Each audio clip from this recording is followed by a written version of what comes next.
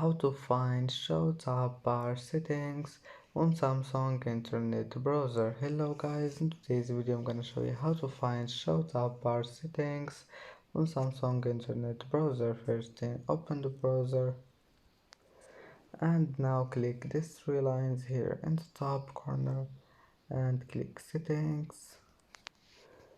Here you will find the layout and the menu. Click on it and here you will find show tab bar. All you need to do is just click on it and just one click and you can manage it, and that's it. Now just go back, it will be saved. And that's it for today's video.